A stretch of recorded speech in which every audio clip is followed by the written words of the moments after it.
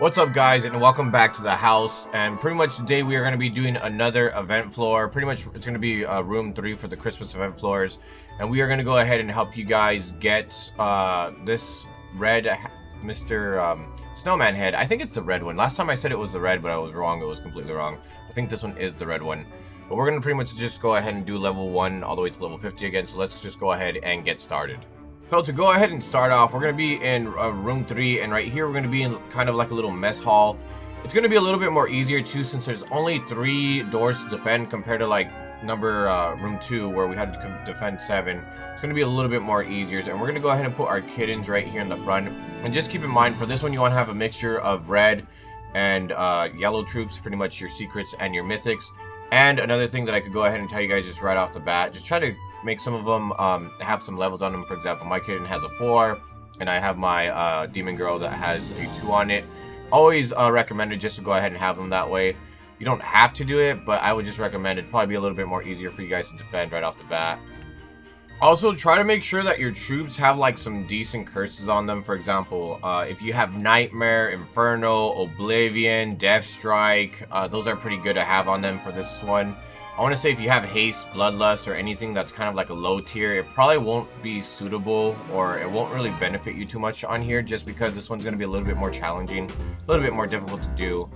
But eventually, when I have all my troops down, it's going to pretty much look like 2 owls, 1 owl right here, and then an owl facing the other way. And this is pretty much how I'm going to structure them. I'm going to have my short range in the front, and then my long range is going to be in the back. Also, you could also place your troops, if you really wanted to, back here. But I personally like to have them in the front lines, just because in case if something bad happens, I could go ahead and delete the troops from the front and just run them all the way to the back. And now that the boss is finally here, I'm just going to go ahead and try to summarize this really quickly. Try to have your short range in the front, any mid-range in the middle, and then also have your long range towards the back. It's going to be a little bit different from when I actually do level 50. So let's go ahead and just show you like the different strat that I use for level 50. So for level 50, I'm going to be using the exact same kind of troops, but instead of me having only 2 troops that are maxed out, I'm going to have about 4 that are going to be maxed out in level, just because it's going to be a little bit more simple for me to do. And I'm also going to put my my long range kind of in the middle. I'm not going to have any mid-range right off the bat, so we do start off with a good amount of cash. I'm going to go ahead and drop an angel. And I'm going to try to drop all the angels as quickly as I possibly can. And hopefully we'll be able to pass this. It might be a little bit more challenging here, because they do walk by really quickly.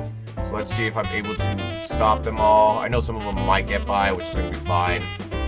Let's see. Barely. Okay, so we got 1, 2 that walked by, which is perfectly fine. We're still in the game, so I can't really complain. And we're going to go ahead and try to upgrade our Demon Mage as quickly as possible. And we're going to go ahead and drop our Death Angels down as quickly as possible as well, just because they are going to be rushing us. And pretty much right here, it's going to be a little bit more complicated for us to do. But we're still going to make it. We're barely going to make it. And that's pretty much how you do it. Just know, during the first couple, you're definitely going to lose some health. If you have like better stuff on your troops, like for example, if you have Nightmare, if you have Inferno, definitely will help you out a lot more as well. But just know, if you lose a little bit of health, perfectly fine, you're still going to be in the game.